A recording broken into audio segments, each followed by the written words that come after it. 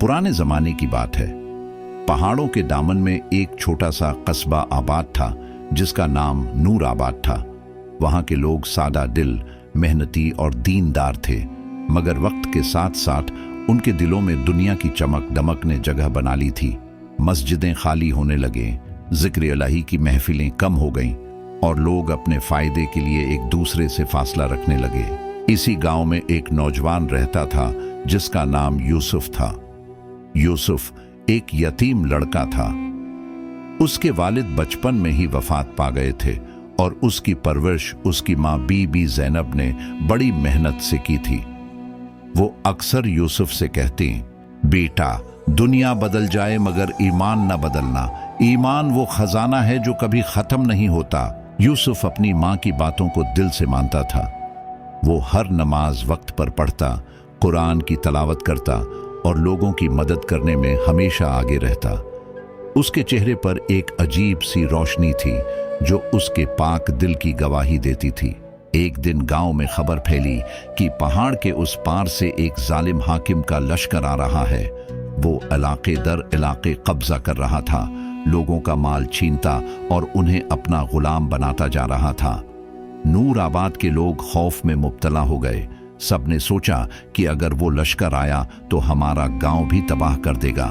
लोग मस्जिद में जमा हुए, सब परेशान थे। कोई कहता, हम पहाड़ों की तरफ भाग चलें। कोई बोला, हम उनसे लड़ नहीं सकते, हमारे पास हथियार नहीं। यूसुफ खामोश बैठा सबकी बातें सुनता रहा। फिर उसने खड़े होकर कहा, अगर हम अल्लाह पर ईमान रखते हैं तो हमें भागना नहीं चाहिए। हम जालिम से नहीं, अल्लाह से डरते हैं। अगर हमारा ईमान मजबूत है तो कोई लश्कर हमारा कुछ नहीं बिगाड़ सकता। लोग उसकी बात पर हंसने लगे। एक बूढ़ा शख्स बोला, बेटा यूसुफ, ईमान अच्छी बात है, मगर दुश्मन के पास तलवारें और फौज है, हमारे पास क्या है? यूसुफ ने प्रसकून लहजे में जवाब दिया, हमारे पास अल्लाह है और जिसके पास अल्लाह हो उसके खिलाफ दुनिया की कोई ताकत कामयाब नहीं हो सकती। उस रात यूसुफ मस्जिद में तन्हा बैठा रहा। उसने अल्लाह से दुआ की, या अल्लाह, अगर मेरा ईमान सच्चा है तो मेरे गांव की हिफाजत फरमा, लोगों के दिलों में हिम्मत पैदा कर दे, हमें जालिम के जुल्म से बचा ले। वो रात भर सजदे में रहा।